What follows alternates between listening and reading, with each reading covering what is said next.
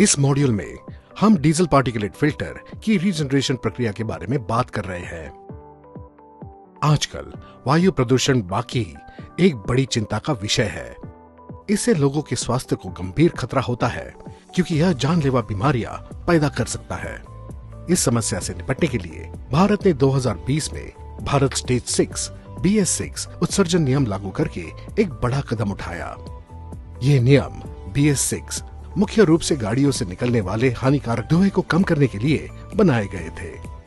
अब आइए समझते हैं कि फोर्स मोटर्स के BS6 वाहन जो iGen 6 टेक्नोलॉजी से लेस है, इस दिशा में कितनी अहम भूमिका निभाते हैं।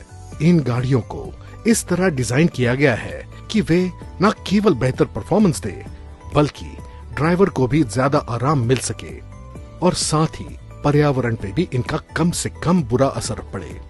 हमारी टेक्नोलॉजी की असली खासियत है हमारी गाड़ियों में एग्जॉस्ट आफ्टर ट्रीटमेंट सिस्टम लगा है, जिससे एक डीजल पार्टिकुलेट फिल्टर DPF और एक SCR सिस्टम शामिल है।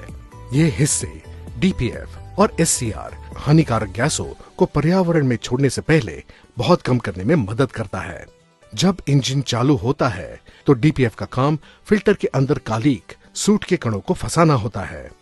DPF ठीक से काम करता रहे और जाम ना हो, इसके लिए इसमें जाम हुई कालिक को समय समय पर जलाकर हटाना जरूरी होता है।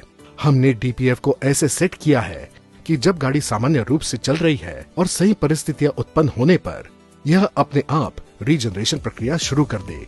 लेकिन कुछ खास स्थितियों में, जैसे कि छोटी यात्राएं या लगातार शहर में कम स्पीड पर गाड़ी चलाने से DPF अपने आप रीजनरेट नहीं हो पाता और वह जाम हो जाता है। जब ऐसा होता है तो आप अपने डैशबोर्ड पर DPF लैंप और MIL लैंप बीप की आवाज के साथ जलते हुए देखेंगे। ऐसी स्थिति में आपको मैनुअल रीजनरेशन करना होगा। इसके लिए हमारे पास एक विकल्प है। अगर आपको DPF और MIL की लाइट लगातार जलती हुई दिख रही है तो गाड़ी को खाली जगह पर खड़ी करके इंजन चालू रखते हुए इस दौरान पार्किंग ब्रेक लगाना और क्लच, ब्रेक या एक्सीलरेटर पेडल को बिल्कुल ना दबाते हुए मैनुअल रीजनरेशन बटन को लगभग 5 सेकंड तक दबाकर रखें। इंजन के आइडल RPM 2300 RPM तक बढ़ जाएगी, फिर रीजनरेशन के लिए 1800 RPM तक आ जाएगी और अंत में ठंडा होने के लिए 1000 RPM तक स्थिर हो जाएगी। इस पूरी प्रक्रिया में लगभग 30 मिनट का समय लगता है। याद रखें, इस रीजनरेशन के दौरान क्लच, ब्रेक या एक्सीलरेटर पेडल को बिल्कुल ना दबाएं। मैनुअल रीजनरेशन पूरा होने पर DPF और MIL की लाइट बंद हो जाएगी और आप हमेशा की तरह गाड़ी चलाना जारी रख सकते हैं। हालांकि अगर DPF और MIL की लाइट जलने के बाद भी रीजनरेशन किए बिना गाड़ी चलाते रहे तो DPF में कालिक सूट बढ़ती रहेगी। इससे गाड़ी का टॉर्क और पावर कम हो जाएगी। इससे अन्य खराबियां भी हो सकती है।